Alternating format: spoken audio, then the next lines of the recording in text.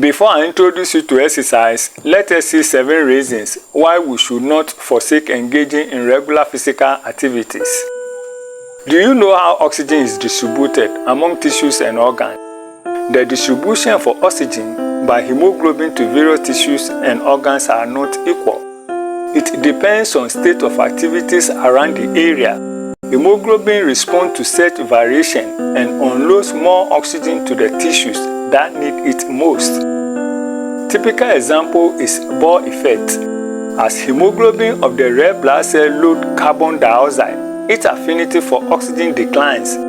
And since active tissues generate more carbon dioxide, this action triggers oxygen unloading to surrounding tissues. The second reason is the relationship between carbon monoxide and hemoglobin.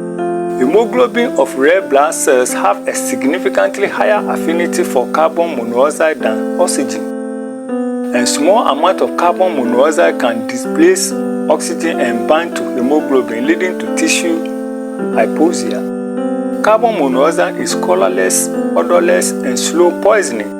It can cause brain damage, incapacitate heart, render respiratory system ineffective, leading to shortness of breath, and eventually death follows. We inhale carbon monoxide into the lungs through idling engines, fuel-burning appliances, burning of plastics, ties, etc. Burning of tie is even worse. It releases cocktail of toxic chemicals such as carbon monoxide, carbon dioxide, sulfur dioxide, nitrogen oxide, dioxins, etc. These pollutants are equally dangerous to respiratory system and other health issues.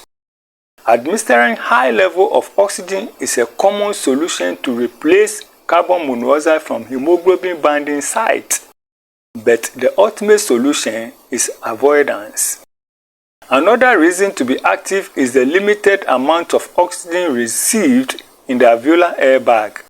We breathe in 21% oxygen and receive 13.6% in the alveolar air bag, resulting 7.4% losses.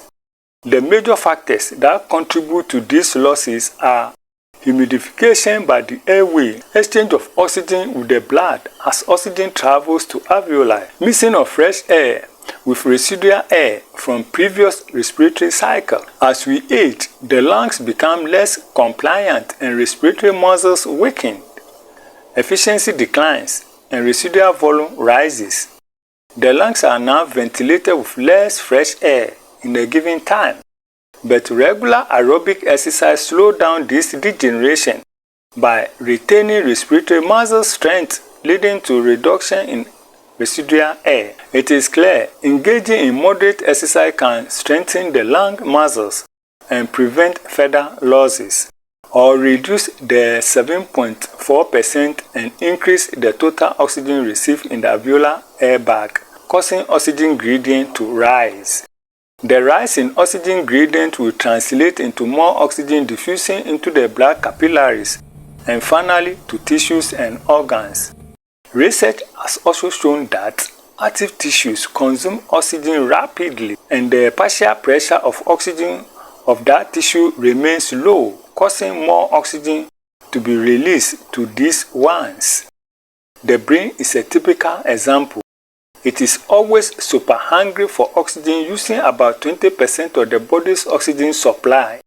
Yes, the brain cells like bees are constantly processing information, and continuous flow of oxygen is critical and essential, no bargaining. The next point is temperature. Elevated temperature promotes oxygen unloading, and since active tissues are warmer than inactive ones, extra oxygen are extracted from the blood passing through them tissues. Your body is crying for warm massage. We are made up of 65% oxygen by weight, and oxygenation is the key. When we are inactive in a day, our tissues and organs are deprived of 18 trillion 662 billion 400 million oxygen molecules. Consistent exercise improves cardiovascular health, muscle strength, bone density, metabolic efficiency, hormone balance, and also slow down aging process, reduce inflammation, and finally boost overall health.